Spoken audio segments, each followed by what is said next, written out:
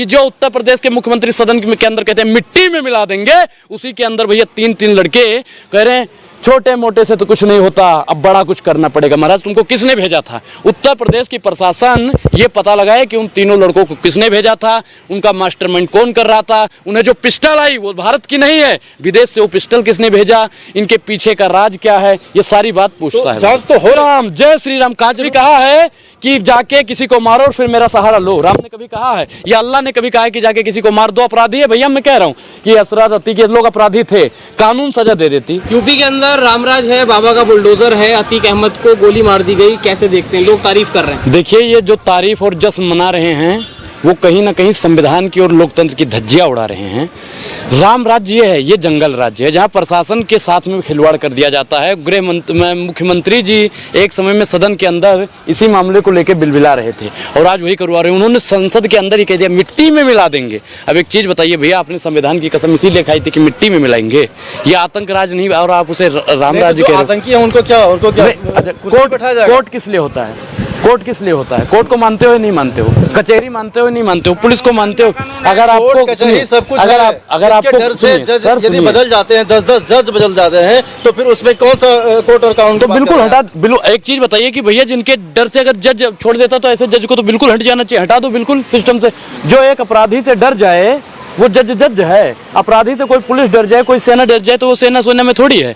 देखिए माननीय मुख्यमंत्री जी को वहाँ पे चाहिए कि इस पे कड़ी से कड़ी कार्रवाई की जाए और जितने भी पुलिस वालों की वहाँ पे निगरानी में हुआ, ये पुलिस की कहीं ना कहीं बहुत बड़ी भूल है।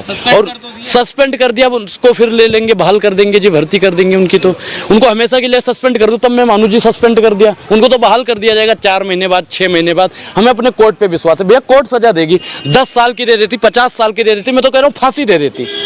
लेकिन अतीक अहमद और उनके भाई अशरफ के साथ में जो हुआ है वो सरासर गलत है। और वो भैया संघ के लोग, सोचो बजरंग दल के लोग पहले मार देते हैं, बाद में जय श्री राम का नारा लगाते हैं, वहां पे भी राम का सहारा लेना पड़ता है उनको। तो माया के दीवानों ऐसा काम न करो और राम का नाम तुम बदनाम न करो। अरे राम पे राजनीति काहे कर रहे हो?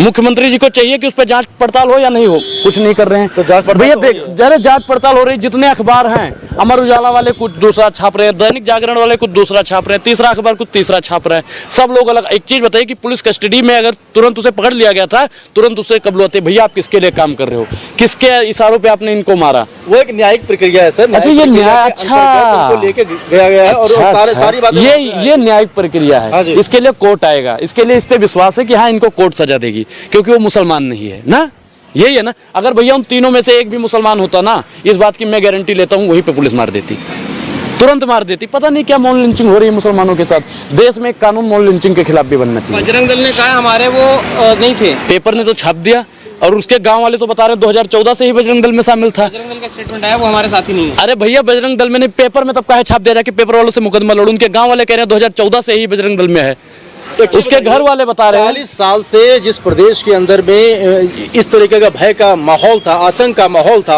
और आज यदि वो नहीं, देखिए तो क्या आम जनमानस जितने भी आतंक, देखिए आतंक के जो आरोपी हैं, आतंकवादी लोग जो मतलब सिस्टम पे करप्ट लोग हैं, वो सिस्टम पे बैठ गए तो आतंकवाद तो खत्म होगा ना सर।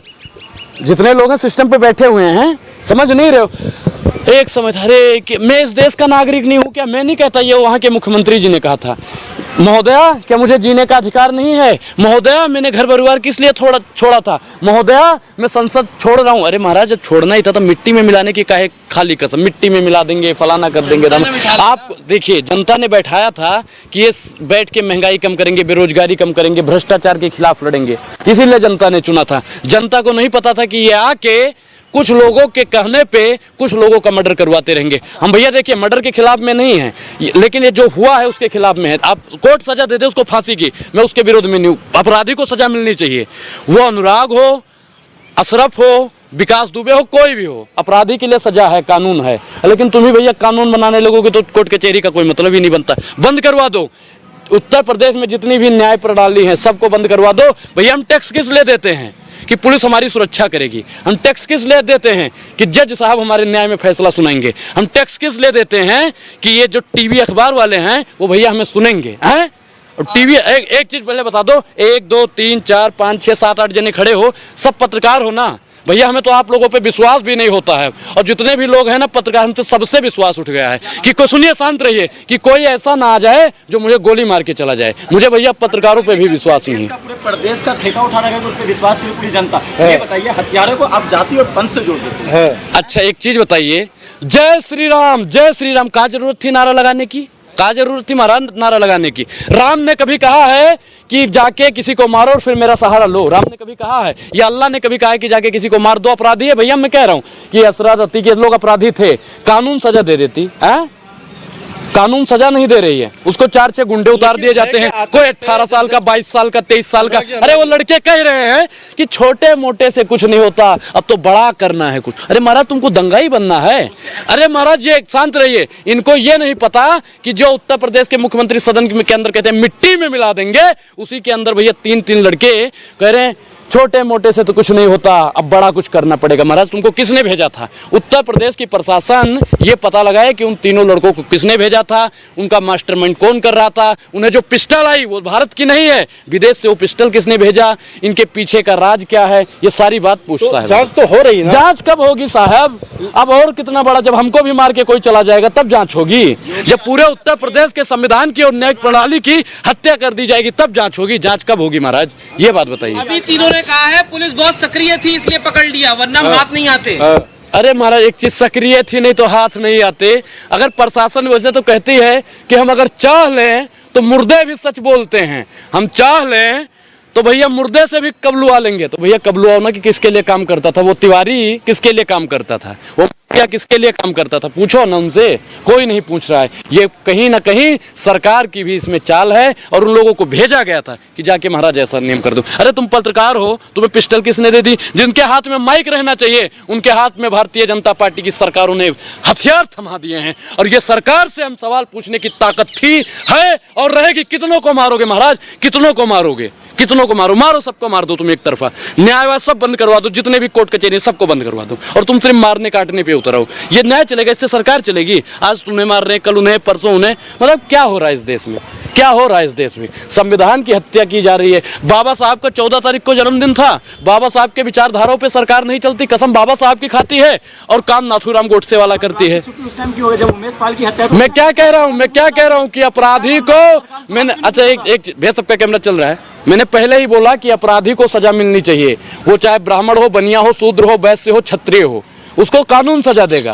चंद दलाल सजा देने वाले कोई नहीं। पाल की जब हत्या तो अनुराग ने सरकार से सवाल क्यों नहीं पूछा था? मैं क्या कह रहा हूँ कि सरकार कहाँ गई थी? सरकार सजा देना उनको। अरे एक चीज बताइए, सामरवती की जेल में था, हैं? उसको उत्तर प्रदेश का जरूरत थी लाने की? क्या जरूरत थी? वहां पे जेल में सुरक्षा नहीं दे रहे थे उसे क्या? और भैया उसके भाई अशरफ ने लेटर भी लिखा था कि हमारी जान को इस वाले पुलिस ऑफिसर से दिक्कत है। नाम तो नहीं भैया उस लेटर में भी खुला ही नहीं, लिफाफा खुलेगा तब पता चलेगा। क्या लिफाफा खुलेगा और इसका नाम पता चल जाएगा तो भैया उसको सस्पेंड किया जाएगा हमेशा के लिए?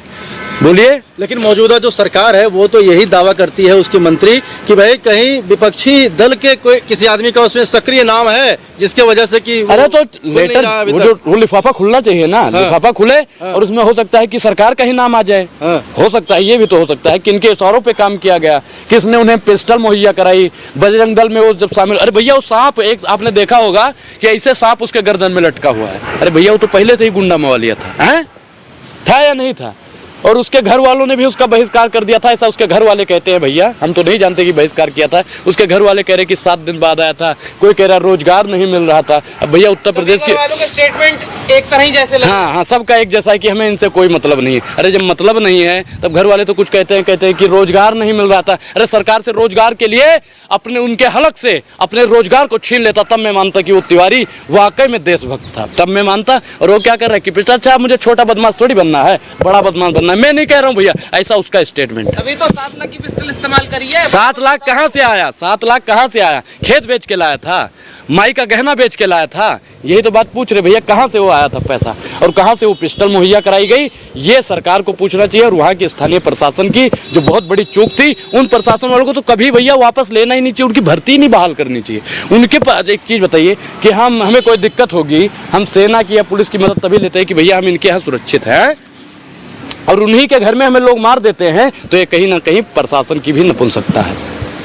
तो यूपी में योगी सरकार को आप नपुंसक कह रहे हैं? मैं योगी सरकार को नहीं, उनके कोई भी हो, किसी भी सरकार में हो, किसी भी सरकार में हो, जब सिस्टम पे बैठे हुए लोग गलत ढंग से काम करेंगे, अपराधी को जब तुम ही मारने वाले हो तो कोर्ट कचहरी बंद करवा दो ना भैया, हम टैक्स नहीं